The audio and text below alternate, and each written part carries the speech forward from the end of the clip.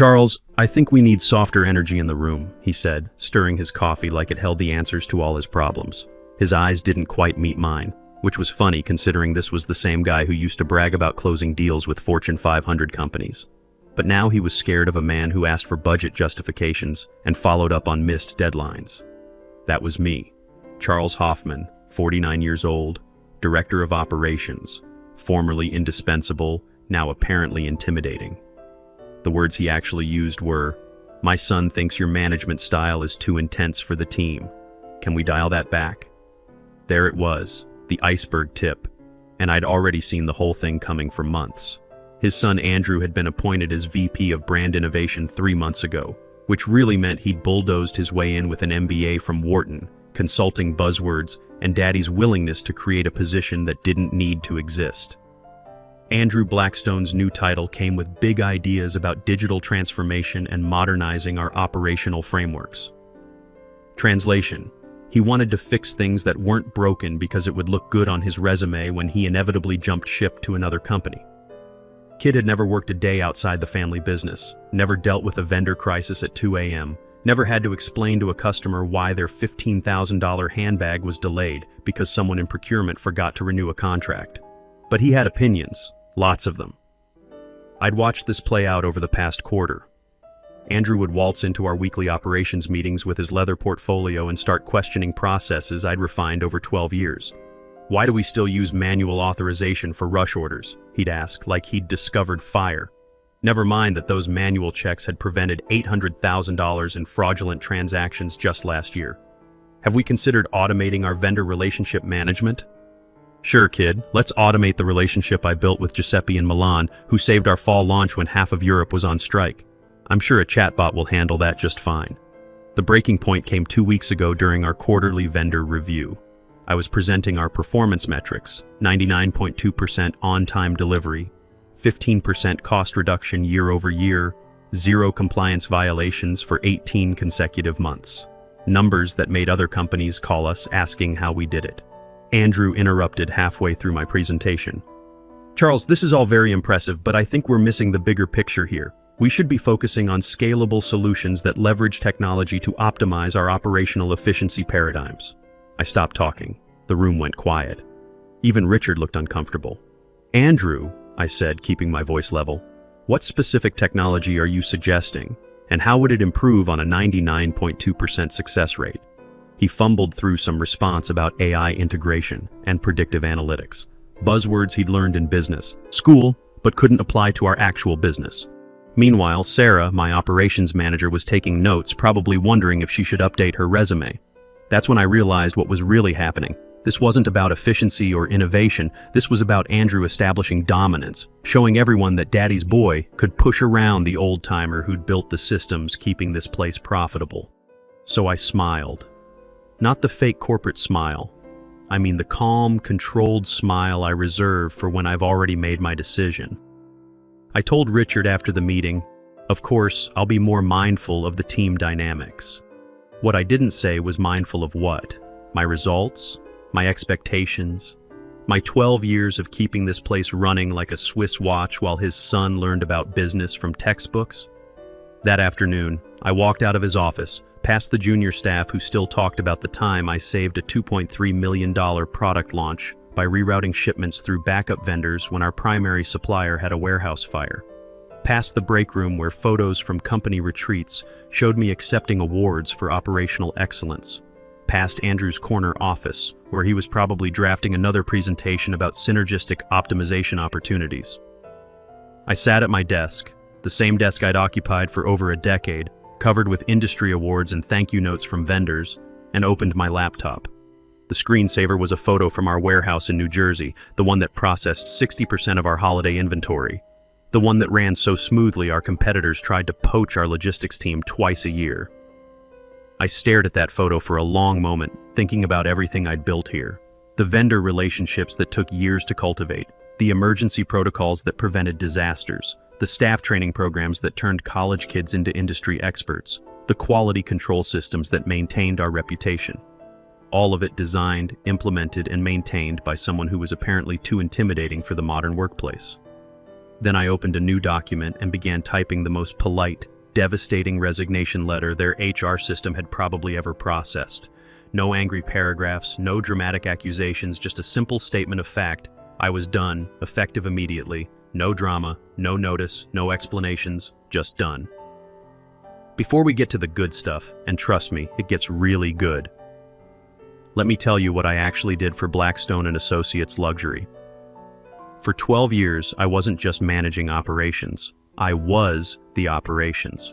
Vendor contracts, inventory forecasting, fulfillment systems, customer service escalations, supply chain logistics, even the complex coordination for their white glove delivery service for clients spending $50,000 or more per order.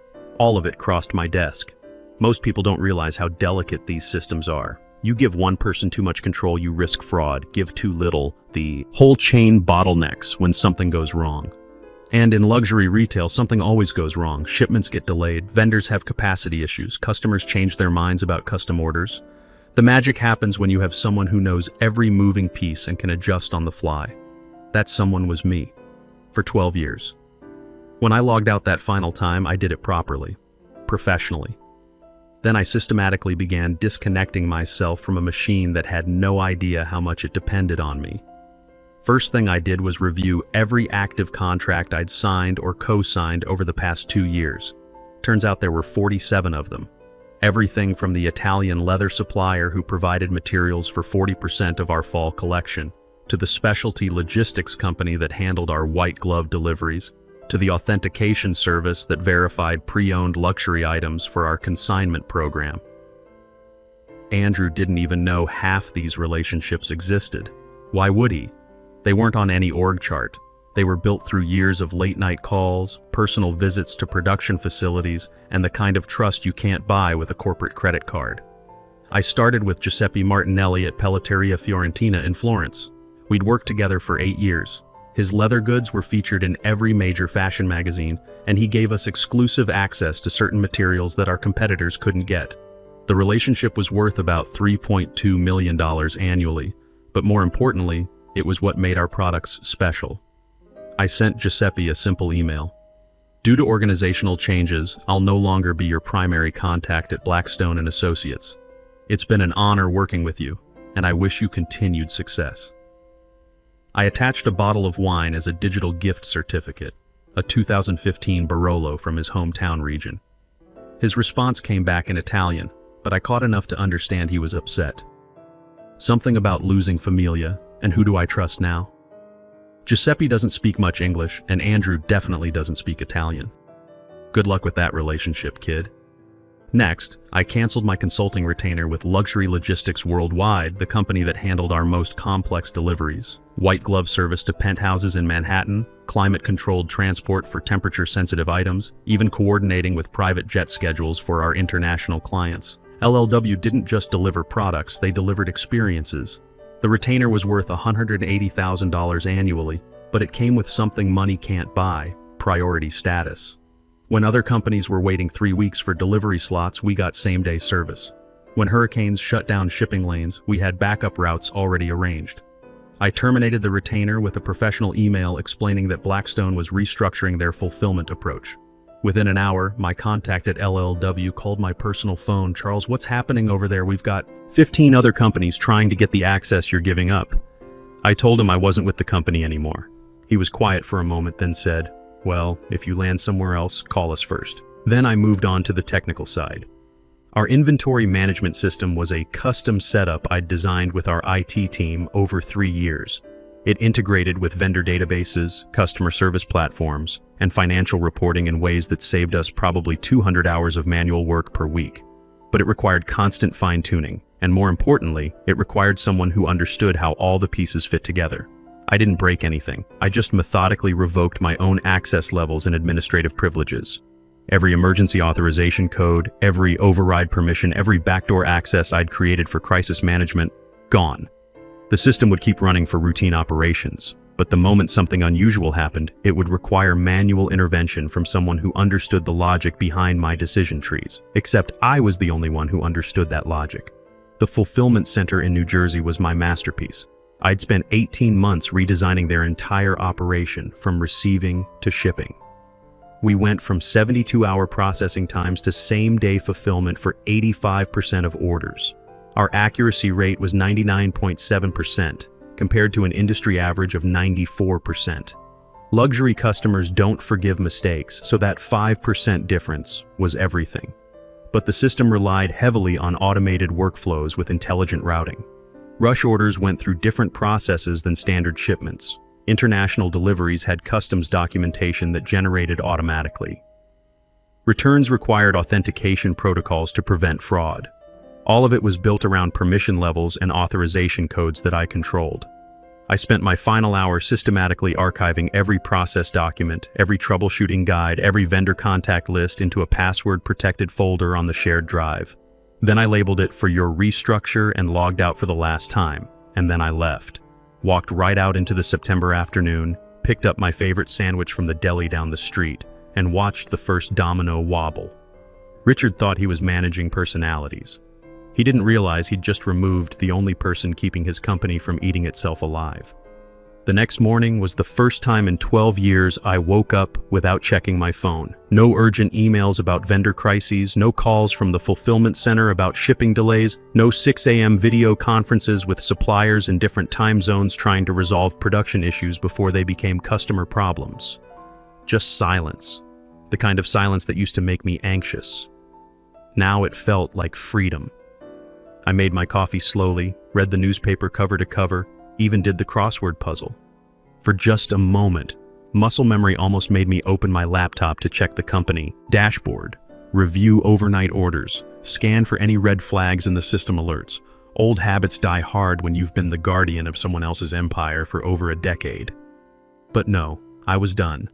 There would be no more midnight calls about authentication problems, no more creative solutions for Andrew's half-baked initiatives, no more fixing problems that could have been avoided if anyone had bothered to listen to the guy who'd been doing this since before Andrew learned what a P&L statement was. Instead, I opened my personal laptop and started reviewing job opportunities I'd been ignoring for years. Amazing what's out there when you're not spending 60 hours a week keeping someone else's dream alive. It started like all good corporate disasters do, with a very polite, very panicked email. Subject line, urgent, missing authorization for Q4 launch. From Janet Morrison in their accessories division, a woman who used to send me thank you cards during busy seasons and always remembered my birthday. The email was CC'd to about 15 people who had no business reading it, but were definitely about to panic. Hi team, following up on authorization codes for the holiday luxury line launch. System shows all approvals as pending authorization with no valid approver assigned. Standard override protocols aren't working. Need resolution by EOD, or we miss our launch window and retail partner deadlines. Please advise ASAP. Of course, they couldn't find valid approvals. I was the one who set up those workflows 3 years ago. I was the one with override access for emergency situations. Everything was filed exactly where it should be. In systems that now recognize my access had been revoked and couldn't find a replacement authorization source. By 10 a.m., the emails were flying. Sarah from operations, Pete from merchandising, even quiet Linda from accounting who never bothered anyone about anything.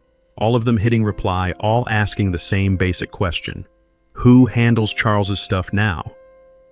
Nobody had an answer. Meanwhile, their main fulfillment center in New Jersey, the one I'd redesigned from top to bottom, stopped processing premium orders at 11:42 a.m. Just stopped. The automated system flagged every outbound shipment for their white glove service as unauthorized personnel override required. At first, someone probably thought it was a glitch. Maybe they called IT. Maybe they tried rebooting the servers. Maybe they even got Andrew involved, since he was so passionate about digital solutions and technological optimization. None of it worked. Why? Because the system wasn't broken. It was doing exactly what I'd programmed it to do when no valid supervisor was logged in to handle exceptions and emergency protocols. Hours passed, orders backed up. The customer service team started fielding calls from clients asking why their tracking numbers weren't updating. Retail partners began sending polite but increasingly urgent emails about delayed shipments. And somewhere in all that chaos, Andrew was probably having his first real education about the difference between theoretical knowledge and operational reality. I didn't hear about any of this directly. No one called me, which was probably smart on their part. I found out because Women's Wear Daily posted a brief item in their Tuesday industry roundup. Supply chain hiccups delay holiday launch at Blackstone & Associates. Sources cite internal restructuring challenges. That made me laugh. Not a mean laugh, just the quiet satisfaction of watching gravity work exactly like physics says it should. The really delicious part came around 3 p.m. when Giuseppe from Florence tried calling the main Blackstone number. He needed to confirm specifications for a rush order. Some celebrity stylist wanted custom leather goods for a red carpet event, the kind of request that usually generated $200,000 in orders if handled right. Reception transferred him to Andrew's office. Andrew, who doesn't speak Italian and has probably never seen a tannery in his life, somehow managed to insult Giuseppe by suggesting they could streamline the communication process through digital channels moving forward. Giuseppe hung up. Then he called me. "Carlo," he said. He'd been calling me Carlo for 8 years. "What is happening with your company? This boy, he knows nothing. He wants to send me forms to fill out like I am some vendor from a catalog." I explained that I was no longer with Blackstone. Giuseppe was quiet for a moment, then said, "Ah, I understand now. This explains much. If you find new work, you call me immediately, yes?" That same afternoon, Luxury Logistics Worldwide sent an email to Blackstone's purchasing department. They were terminating the priority service agreement due to changes in primary contact relationships and uncertainty about ongoing partnership dynamics. Translation: they couldn't trust someone they'd never worked with to understand their complex client requirements. The email was forwarded to Andrew, who apparently responded by asking if they could explore alternative partnership structures that align with our evolving operational paradigms. They didn't reply. By 5 p.m., the quiet crisis had become not so quiet. Sarah sent out a company-wide email asking if anyone had access to Charles's vendor contact database or knew the passwords for critical system overrides. The tone was professional, but I could read between the lines. They were starting to realize that intimidating and indispensable might have been the same thing all along. The real fun started during their quarterly board presentation the following week. Andrew walked in like he owned the place, which technically he did, at least partially. Designer suit, confident stride, leather portfolio that probably cost more than most people's monthly salary. He was ready to debut his operational modernization initiative, basically taking credit for systems I'd built while explaining how much better they'd be once he fixed them. The boardroom was full. Senior partners, outside investors, even Richard's brother, who rarely showed up unless something was seriously wrong. Everyone was waiting to see how the golden boy would handle his first major presentation since my departure. Andrew started strong, talking about streamlining inefficiencies and leveraging technology for competitive advantage. He had slides with colorful charts and buzzwords that sounded impressive if you didn't know what they actually meant. Then he clicked the remote to show Q4 projections, and the screen displayed an error message: data source not available, contact system administrator.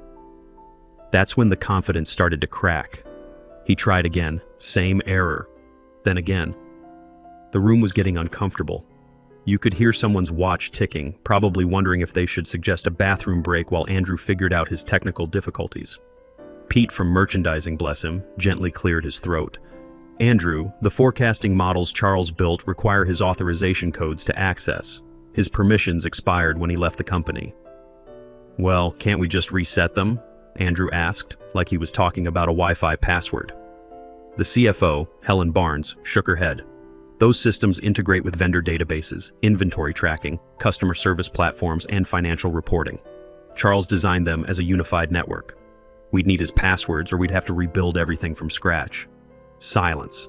The expensive kind that costs money just by existing. Andrew tried to recover. "Okay, but we have backups, right? Historical data we can work with?" That's when Pete delivered the killing blow. Charles archived all documentation in a secure folder before he left. The folder requires his password to access. More silence. You could practically hear the stock price dropping. Margaret Sinclair, the senior partner who'd survived 3 recessions and had zero patience for incompetence, leaned forward. How long would it take to rebuild these systems? The IT director, looking like he'd rather be anywhere else, spoke up. "Conservative estimate, 8 to 10 months. That's assuming we can hire someone with Charles's specific knowledge of our vendor relationships, operational requirements, and system architecture." That's when Richard finally spoke, his voice smaller than I'd ever heard it. What about bringing Charles back as a consultant? Helen Barnes looked at him like he'd suggested hiring a unicorn. Charles isn't answering calls. HR sent 4 emails. Legal tried reaching out through his attorney. No response. Because I was sitting in a coffee shop downtown, phone on silent, watching this disaster unfold through industry contacts who were texting me play-by-play updates. The meeting got worse. Andrew tried showing alternate slides about future growth opportunities, but without current data, he was just making stuff up. When Margaret asked for specific ROI projections, he started stammering about preliminary estimates and pending analysis. The final nail came when someone asked about the Giuseppe situation. Turns out our Italian supplier had already started conversations with 2 of our competitors. The celebrity stylist order, it went to our biggest rival, along with Giuseppe's recommendation to work with people who understand quality and relationships. That $200,000 order became a $2 million loss when 3 other high-profile clients followed the same path. That evening, I got a call from James Patterson at Sterling & Hayes, one of Blackstone's biggest competitors. Charles, I don't know what's happening over there, but half their retail partners are calling us about fulfillment alternatives.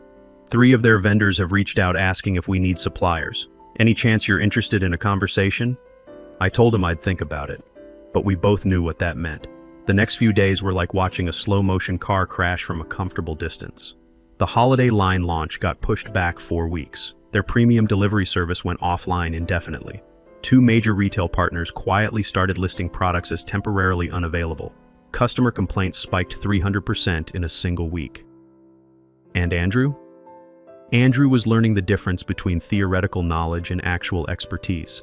Turns out digital transformation doesn't mean much when the digital systems were designed by someone who's no longer there to explain how they work.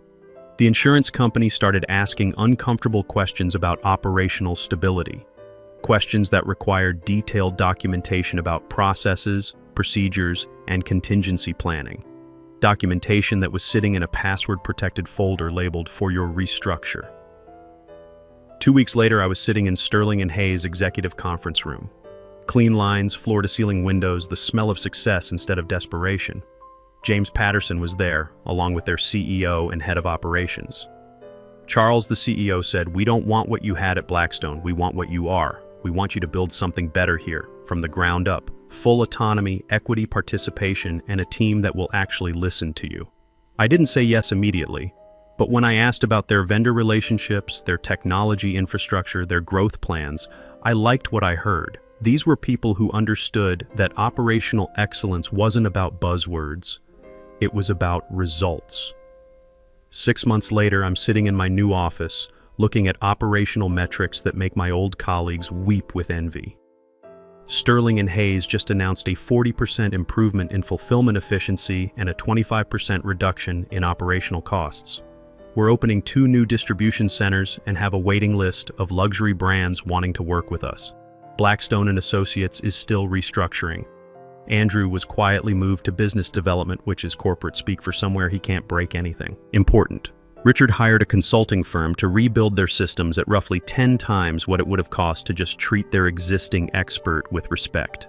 Sometimes I see their job postings. They're always looking for experienced operations professionals with proven track records in luxury retail. The salary ranges keep getting higher. I don't apply. Not because I'm vindictive, but because some bridges are worth burning, especially when you're the one who built them and you know how to build better ones somewhere else.